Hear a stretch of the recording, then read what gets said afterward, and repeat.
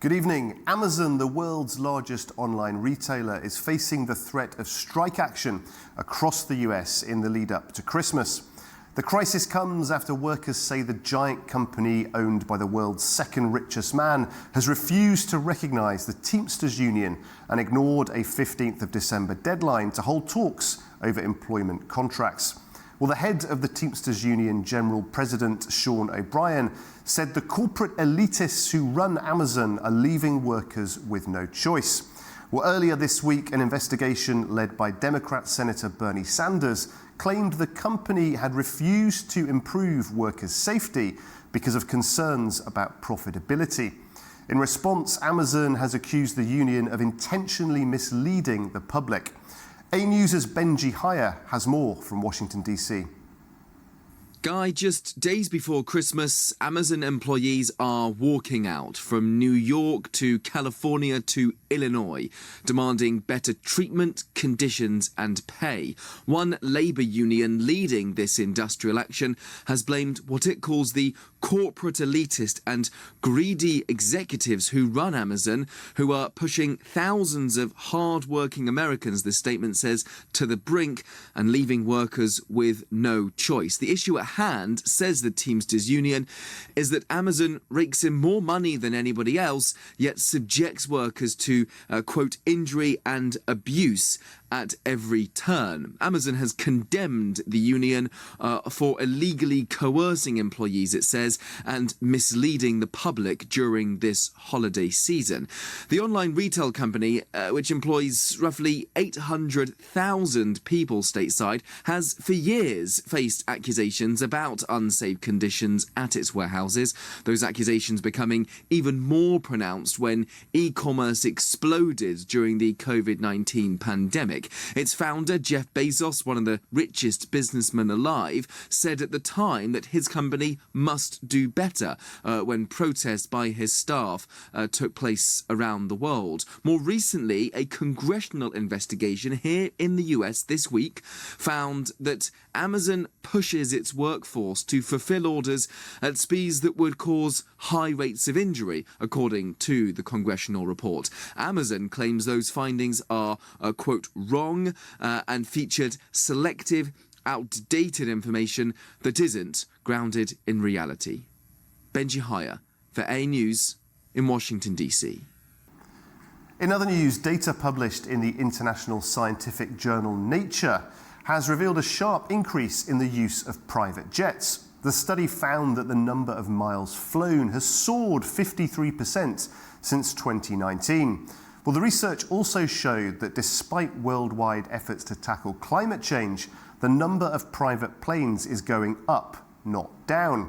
However, earlier this year, an investigation by the aviation news site Simple Flying highlighted a growing trend of companies creating eco-friendly private aircraft. Well, growth in luxury travel has been one theme helping the hotel industry bounce back after the worldwide battle to fight off the economic impact of COVID-19. Earlier, I spoke to Matt Balcic, CEO of the Absheron Hotel Group, part of the Pasha Real Estate Group, and I asked him for the inside track on the tastes, trends and technology reshaping the sector. Thank you very much for joining us on Anewz and inviting us into one of your amazing hotels. I want to start by asking you about 2024. It's been quite a year for the sector after quite a few turbulent years, difficult years for the travel industry, for the hotel sector. As you look ahead to 2025, what do you envisage are going to be the big challenges that you're going to encounter? Just recently we had this budget presentation, and the way I described 24 was a record year. And it wasn't to make myself look good. It was literally 11 years of Absheron Hotel Group's existence. This was the best year in every aspect of our business. And if you look back in 19, it was a record year for Azerbaijan and obviously all the verticals within the country. Absheron Hotel Group had the best year back then, but we even exceeded those numbers. Maybe not the total number of people, but the total revenue and the profit margins, this has been the greatest year ever. And in 19 onwards, as you can imagine, there's been tough years given the COVID, and tourism probably one of the biggest negative recipient of that impact. But since 22, gradually, we've been coming back.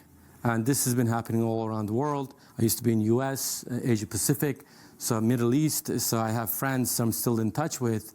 Everybody's saying the same thing. Some parts of the world got better faster, but I think the true effect for us, 23, we felt it a little bit, but this year we're back. We're definitely back and stronger than ever. Looking ahead, obviously this year was magical in so many ways because early in the year, where you would call is a slow part of the overall performance of the company, we had the election. That had a positive impact. There was like a bit of a stimulated business around the election. And then summer months, we start seeing the results of what we've done in 23 in some of the emerging markets, such as India, China, Turkey, believe it or not, even though it has always been a strong market for us, but it did slow down a bit. So 23, we had an international representation in Turkey just to make sure we get that business back.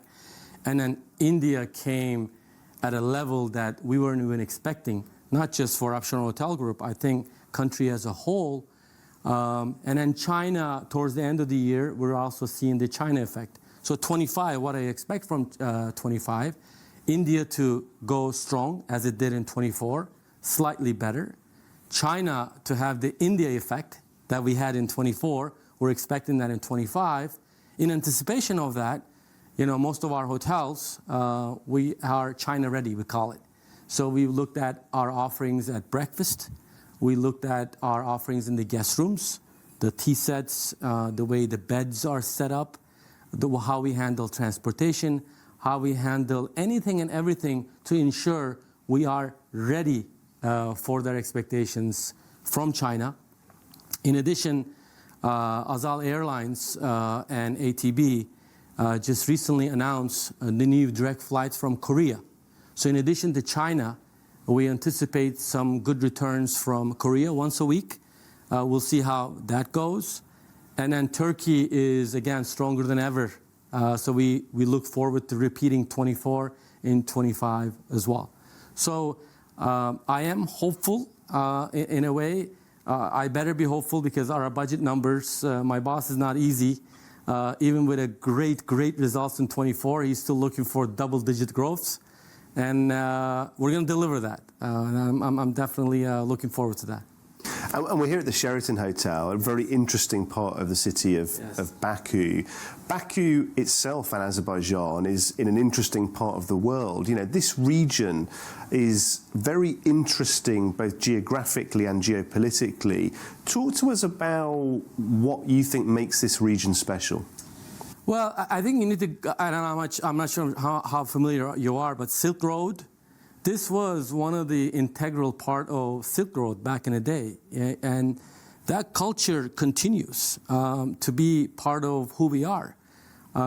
Where in the world you can actually coexist where Jewish, Christian, Catholic, Muslim, we could all live in harmonious environment. And it's okay that your background is irrelevant, that we take you as who you are, we do business with you, we live with you, and that's who we are. The natural hospitality is essence of Azerbaijan culture. And that makes my job easy. Hospitality is all about people. It's all about accepting people, what they are, and making them feel better while they're staying with you. Just like family member would come to, and when I was little, I remember really well, you know, we would have people come over, and at the end, you know, before they go home, they would just get up, and we would walk them all the way downstairs to say goodbye. If for some reason I didn't do that, I would get a smack on the head, you know, because it was just, how could you dare, you know? Same thing, what we do here in Azerbaijan, especially with Pasha, you know, one of the biggest things that I was very impressed is our group CEO has always said, we look for three things. those that love their country, patriotism is a big thing. Those that love their family, your mom and dad, but also even your mother-in-law, and then people that love people, and hospitality, those are the things that we want when we hire someone, because we want that natural interpersonal skills, communication skills, and those that naturally love people. So Azerbaijan is in the center of that, both geographically and culturally, which makes my job very easy. And we just execute. And you've spoken about what you want, what you're looking for in your colleagues, in your staff.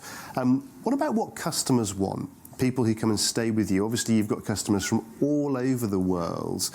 Is it possible to sum up what customers want? Have you noticed changes over the last few years? Are people now looking for new types of experiences? For sure. I think after COVID, what people expect from a hotel stay changed a little bit. I think we all changed. I'm sure you felt the same. As a matter of fact, I'll tell you a funny story. I had an executive coach that I've been working with for a while. And then in the beginning of that experience, they usually do an assessment. What kind of leader are you? What kind of a person are you? And then those results are with you, and then you work and grow and develop together. My assessment before COVID and after COVID were significantly different. We became more family-oriented. We became more aware of ourselves. And then we started to balance our quality of life became a priority. Your family became priority. Your health became a priority, as for obvious reasons. So with that, the customer's expectations at a hotel or a vacation changed it a little bit. So it's no longer what's most luxurious or what's the biggest and the largest and the best. It became all about the feeling.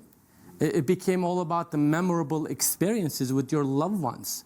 So I think we all became better human beings because of it. And if there was any positive takeaway, if you can find one out of COVID, I would say this would be on top of my list. We all became more human. We all, I think, started to treat each other better, and we all understood our priorities better. And so hotels, we adopted. And what that meant, I wanted to get to know you. It wasn't so much about a transaction. It wasn't a commodity. Now I worry about the feelings. How do I make you feel while you're staying with us? When you get to our hotel, it's no longer about the beautiful facade. It's about the music. It's about the scent. It's about the botanicals. It's about the lighting. It's about the food and beverage. It's about the understanding of that person that you're dealing with. They genuinely care about your well-being, and they anticipate what you might need before you even realize it. And we call that intuitive service. We call that an invisible service, that we're there when you need us, but we're not when you don't. So those are the initial thoughts that I would just say that things have changed slightly before COVID, after COVID, and then this point on, I think more and more health-driven tourism is becoming big. Sustainable hospitality becomes very big. Most recently, we had COP29, as you know, here in Azerbaijan. All of our hotels got Green Key certified. And we just didn't do that for sake of doing it. That's been a work that's been in the works for over the last 2 years. Pasha had mandated that for us to do for the longest time, way before COP29, and timing worked out. So all of our hotels in Baku were all green certified, and it's not to check off certain things, it's for our kids. It's the responsible thing to do. And then customers are actually looking for that. Are they conscious about our world, future of our kids? And that, when they see that, okay, this is a responsible country and responsible business, I should stay at that hotel. So those are the changes I would say on top of my list. And then in terms of some of these growth markets, you mentioned more and more people from China, more and more people from India are coming here. Where are you focused when you look ahead for the next 12 months in terms of key target areas? Look, I feel, starting from the president, obviously, the agenda comes from his office and then the Ministry of Tourism and Hotel Association and the hotels. I think we all have done a fairly good job over the last couple of years making tourism a big part of our agenda. And adding these new countries onto our list, such as India, China, Korea, Japan, Morocco, for that matter, Turkey, and Western Europe slowly expanding on that side as well. I think China and India are going to keep us busy over the next couple of years, given the pure numbers, billions, as you can imagine. And it's not the primary cities. We're talking about secondary and tertiary cities. And secondary and tertiary cities, these are the people are now able to travel. And then they're the first time they're getting out of the country. And us easing up the visa process out of these countries, and us being not too far from India, it's just making us a prime location for us to grow and grow further in that market. Indian weddings, and we're going to further develop that in our country. And in China, secondary, tertiary cities, Korea, Japan, Turkey, and Western Europe. Those are the countries that I see the biggest potential moving forward. Lots of potential moving forward. Matt, thank you so much for inviting us in and joining us on Anewz. My pleasure. Thank you. Well, that is all we have time for on this edition of News Hour. Thank you very much for watching. Please do stay with us on Anewz for plenty more news and analysis. And from all of us here on the News Hour team, we wish you a very pleasant evening ahead.